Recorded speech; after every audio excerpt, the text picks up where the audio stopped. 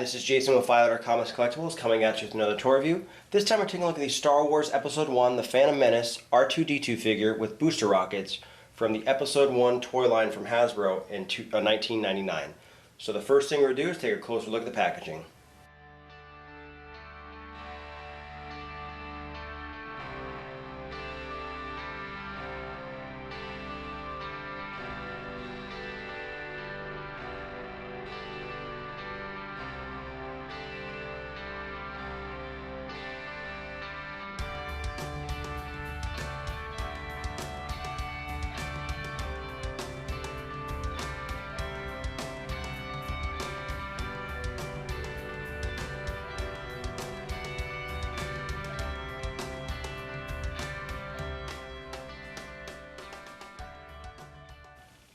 So taking a look at the packaging, we have the standard Episode 1 toy packaging. So we've got a beautiful picture of Darth Maul in the upper left-hand corner.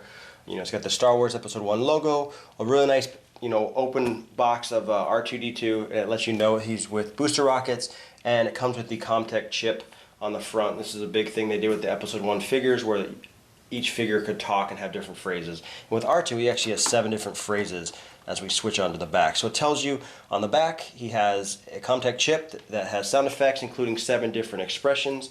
It also gives you a little synopsis of Episode 1, a little synopsis of R2-D2. It shows the ComTech chip readers. That's what they wanted you to buy to actually be able to use these chips, other than just having them being used as a stand, as well as it shows a little bit of the extra characters in the toy line. And with this figure, it actually has instructions, so this actually has a little action for this figure other than the ComTech chip for its functions. So really nice packaging. I love the Episode 1 packaging on the front.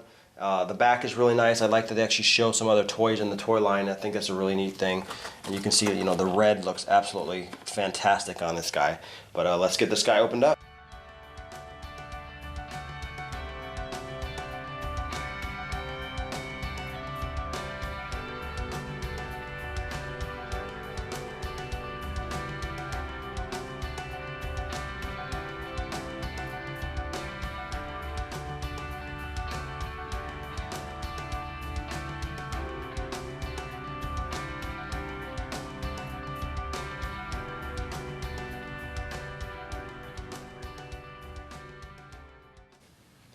So taking a look at the Episode 1 R2-D2, I really wasn't expecting much from this figure. I guess I was kind of just thinking it was going to be the exact figure from the Power of the Force 2 toy line.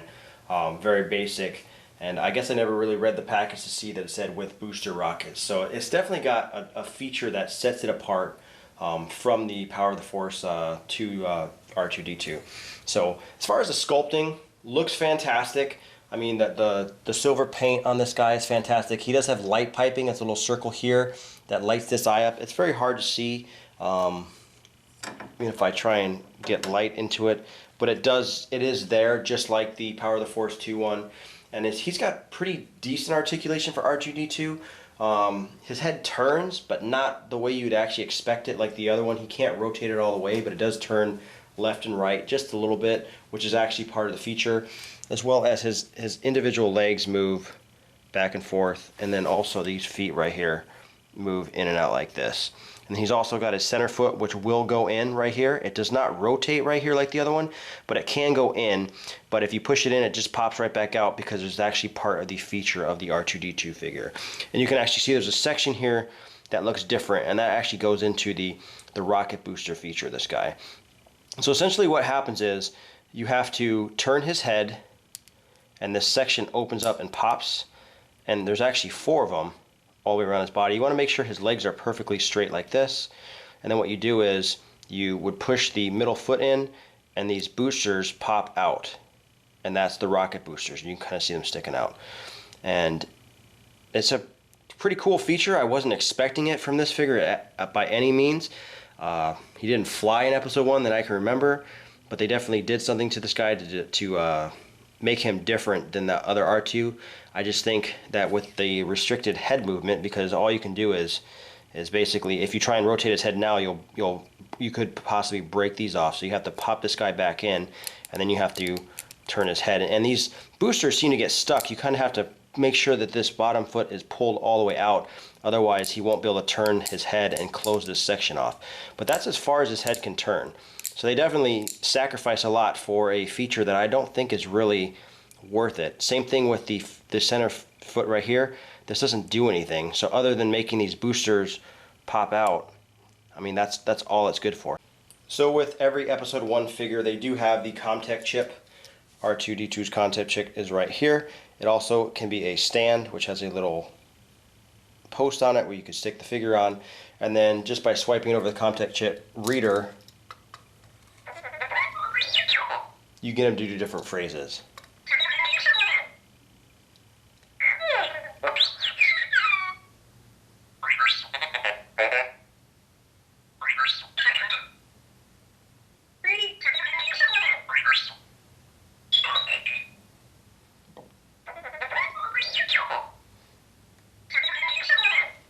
And it says on this guy he has over 7 different phrases.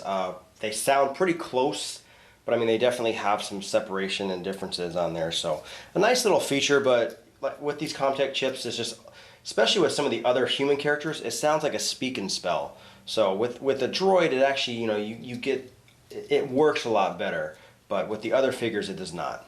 And size comparison, here we have R2-D2 next to Boba Fett from the Power of the Force 2 toy collection. So another 3 3/4 inch figure in the scale, so you can definitely see that R2 is scaled pretty good. I really like the scale of this R2 figure, and he looks really nice. It's just, unfortunately for the articulation is kind of just, it's kind of lost, and I feel that kind of is disappointing. I do like the paint on the head better than the Power of the Force 2 R2-D2, and I'll actually set that guy next to him real quick. I mean, they definitely, overall, the paint job and scheme is much better, and the Power of the Force 2 R2-D2, which is actually on the right, has a very, very shiny dome, and I think that this actually looks much better and is a better representation of R2-D2. But that's probably the only thing I like better on that figure. I think that the feature on it is kind of stupid, and it's just, I don't like the articulation that you can't turn his head. It's kind of a lost thing. But once again, this has been Jason with 5 Letter Comics Collectibles. Any questions or comments, leave them in the comment section below. If you like the video, hit the like button, subscribe to our YouTube channel, like us on Facebook, and I'll see you guys next time.